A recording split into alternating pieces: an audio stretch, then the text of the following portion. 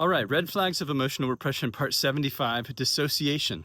This one's pretty clear cut. If you really look at it, dissociation is emotional repression.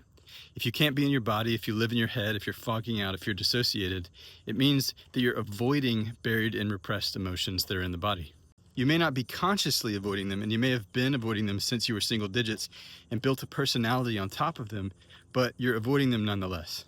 This constructed personality that's built on top of your buried repressed emotions is what some people call the ego or the false self.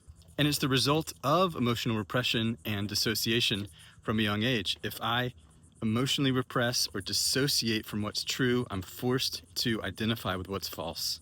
And this is why you have hurt repressors who show up angry all the time because they're dissociating from their hurt. And anger repressors who are hurt and sad all the time because they're dissociated from their anger.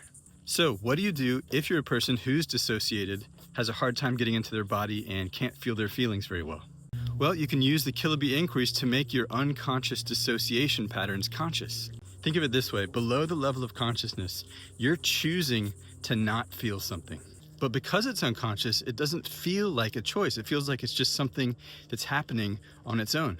And so what we do is use the tools of emotional repression inquiry to access that unconscious choice and make it a conscious choice. For instance, if you're a hurt repressor and you've got a program down there below the level of consciousness going, I don't want to feel this hurt, I don't want to feel this hurt, I don't want to feel this hurt, we'd provoke up that program by asking something like this: I do want to feel this hurt. And when the body disagrees with a contraction, because it will, we make that unconscious program or that unconscious choosing conscious by saying something like, I don't want to feel this hurt, I don't want to feel this hurt, I don't want to feel this hurt. So that's a quick 1-2 on how to transmute and dissolve dissociation. If you'd like to learn more of the Kiloby inquiries, tap the link in the caption or the bio.